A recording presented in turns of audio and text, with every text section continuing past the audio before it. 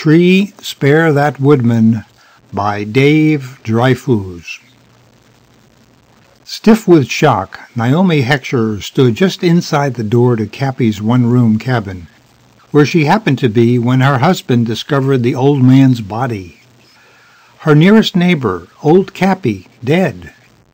After all his wire-pulling to get into the first group, and his slaving to make a farm on this alien planet, dead in bed.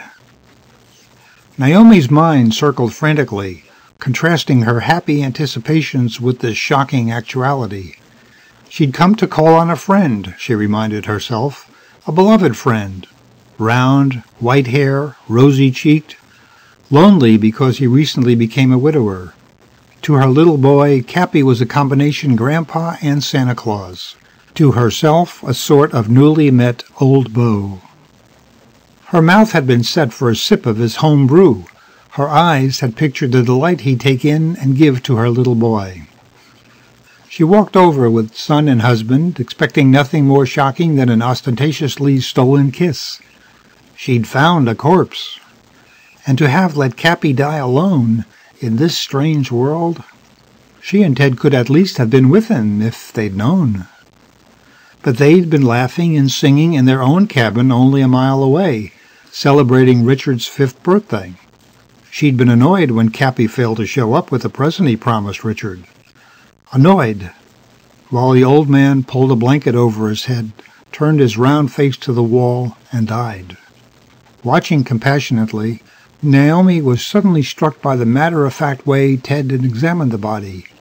Ted wasn't surprised. "Why did you tell Richard to stay outside just now?" she demanded. "How did you know what we'd find here? And why didn't you tell me so I could keep Richard at home?" She saw Ted start, scalded by the splash of her self-directed anger, saw him try to convert his wince into a shrug.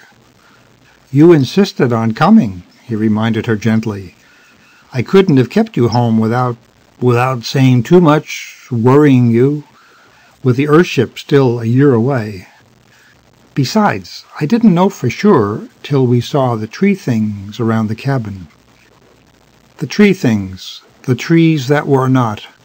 Gnarled blue trunks, half hidden by yellow leaf needles stretching 20 feet into the sky. Something like the hoary mountain hemlocks she and Ted had been forever photographing on their Sierra honeymoon, 7 lifelong years ago. 3 of those tree things had swayed over Cappy Spring for a far longer time than man had occupied this dreadful planet, until just now. The 3 of them had topped the rise that hid Cappy's farm from their own. Richard was running ahead like a happily inquisitive puppy. Suddenly he'd stopped, pointing with a finger she distinctly recalled as needing thorough soapy scrubbing. "Look, Mommy," he said. "Cappy's trees have moved. They're around the cabin now." He'd been interested, not surprised. In the past year, Mazda had become Richard's home. Only Earth could surprise him. But Ted, come to think of it, had seemed withdrawn, his face a careful blank. And she? "Very pretty," she'd said, and stuffed the tag end of fear back into the jammed, untidy mental pigeonhole she used for all unpleasant thoughts. "Don't run too far ahead, dear." But now she had to know what Ted knew. "Tell me," she said. "These tree things. There have been other deaths. How many?" 16. But I didn't want to tell you. Orders were to leave women and children home when we had that last meeting, remember?" "What did they say at the meeting? Out with it, Ted." That the tree things think. But that's ridiculous." "Well, unfortunately, no. Look, I'm not trying to tell you that terrestrial trees think too, nor even that they have a nervous system. They don't. But, well, on Earth, if you've ever touched a lighted match to the leaf of a sensitive plant like a mimosa, say, and I have, you've been struck by the speed with which other leaves close up and droop. I mean, sure, we know that the leaves droop because certain cells exude water and nearby leaves feel the heat of the match, but the others don't. Yet they droop too. Nobody knows how it works. But that's just defensive. Sure, but that's just on Earth. All right, dear, I won't argue anymore, but I still don't understand. Go on about the meeting.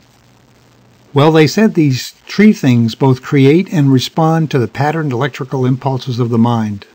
It's something like the way a doctor creates fantasies by applying a mild electric current to the right places on a patient's brain. In the year we've been here, the trees, or some of them, have learned to read from and transmit to our minds. The range, they say, is around 50 feet. But you have to be receptive. Receptive? Fearful.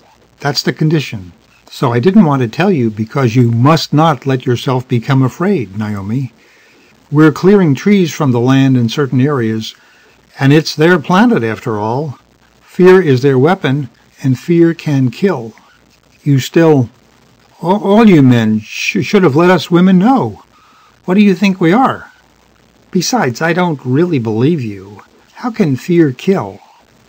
Haven't you ever heard of a savage who gets in bed with his witch doctor and is killed by magic? The savage is convinced, having seen or heard of other cases, that he can be killed. The witch doctor sees to it he's told he will be killed, and sometimes the savage actually dies. From poison, I've always thought. The poison of fear, the physical changes that accompany fear, magnified beyond belief by belief itself. But how in the world could all this have affected Cappy? He wasn't a savage, and he was elderly, Ted. A bad heart, maybe? A stroke? Anything. He passed his pre-flight physical only a year ago. And, well, he lived all alone. He was careful not to let you see it, but I know he worried about these 3 trees on his place. And I know he got back from the meeting in a worried state of mind. Then obviously the trees moved, grouped themselves around his cabin within easy range. But don't be afraid of them, Naomi. So long as you're not, they can't hurt you. They're not bothering us now. No, but where's Richard? Naomi's eyes swept past Ted, encompassing the cabin. No Richard. He'd been left outside. Glass tinkled and crashed as she flung back the cabin door. Richard! Richard! Her child was not in sight, nor within earshot, it seemed. Richard Heckscher, where are you? Sanity returned with the conventional primness, and it brought her answer. Here I am, Mommy. Look at... He was in a tree. He was 15 feet off the ground, high in the branches of a tree thing, swaying. For an instant, dread flowed through Naomi as if her bloodstream and something was cutting off her breath. Then, as the hands over mouth and throat withdrew, she saw they were Ted's. She let him drag her into the cabin and close the broken door. Better not scare Richard, he said quietly, shoving her gently into a chair. He might fall. Dumbly, she caught her breath, waiting for the bawling out she'd earned. But Ted said, Richard keeps us safe. So long as we fear for him and not ourselves. That was easy to do. Outside she heard a piping call. Look at me now, Mommy. Showing off, she gasped. In a flashing vision, Richard was half boy, half vulture, flapping to the ground with a broken wing. Here, said Ted, picking up a notebook that had been on the table. Here's Cappy's present, a homemade picture book. Bait. Let me use it, she said. Richard may have seen I was scared just now. Outside again, under the tree, she called, Here's Cappy's present, Richard. He's gone away and left it for you. Would he notice how her voice had gone up half an octave, become flat and shrill? I'm coming down, Richard said. Let me down, tree. He seemed to be struggling. The branches were cage-like. He was caught. Naomi's struggle was with her voice. How did you ever get up there? She called.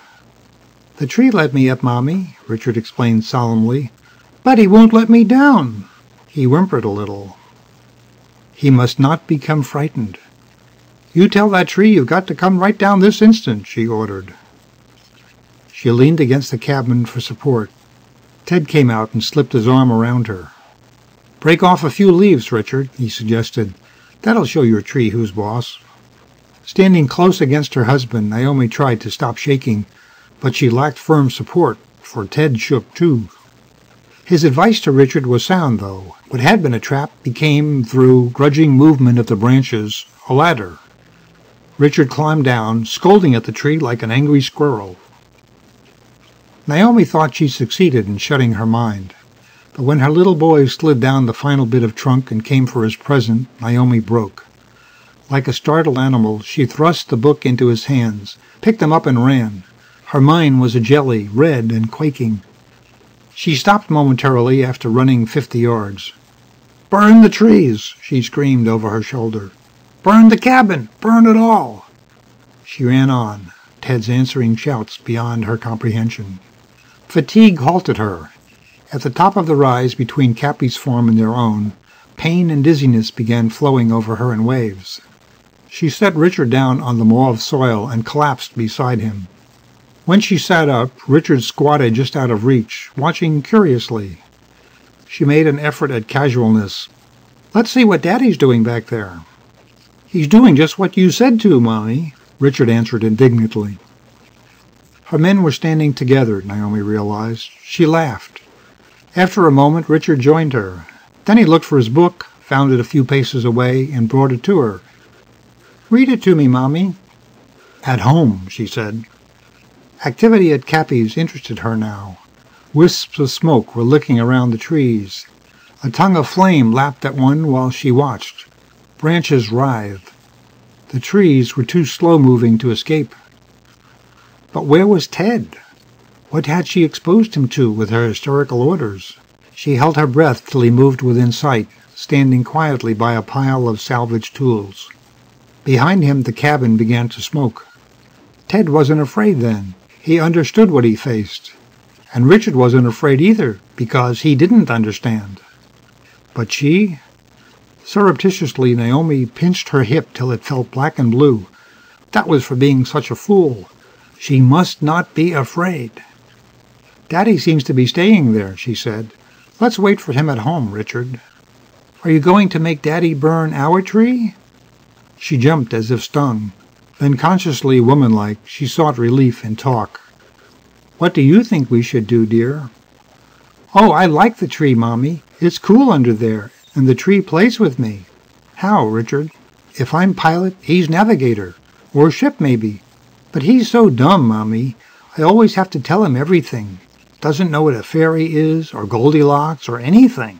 He clutched his book affectionately, rubbing his face on it.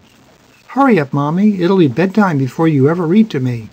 She touched his head briefly. "You can look at the book while I fix your supper."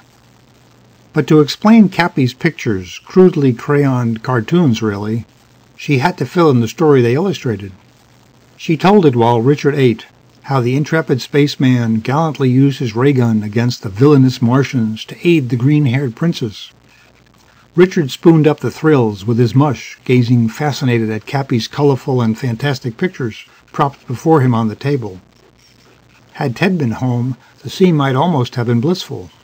It might have been, if their own tree hadn't reminded her of Cappy's. Still, she almost managed to stuff her fear back into that mental pigeonhole before their own tree.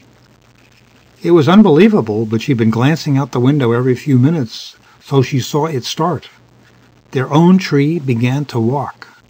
Down the hill it came, right there, framed in the window behind Richard's head, moving slowly but inexorably on a root system that writhed along the surface, like some ancient sculpture of serpents supporting the tree of life, except that it brought death.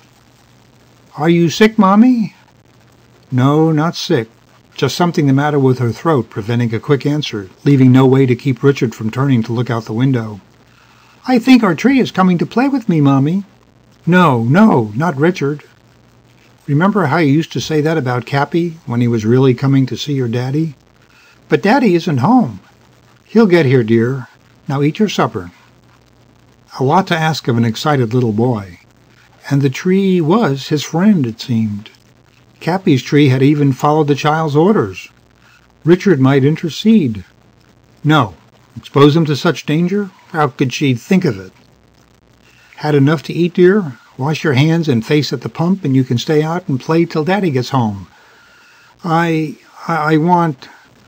may have to see your friend, the tree, by myself." "But you haven't finished my story." "I will when Daddy gets home. And if I'm not here, you tell Daddy to do it." "Where are you going, Mommy?" "I might see Cappy, dear. Now go and wash, please."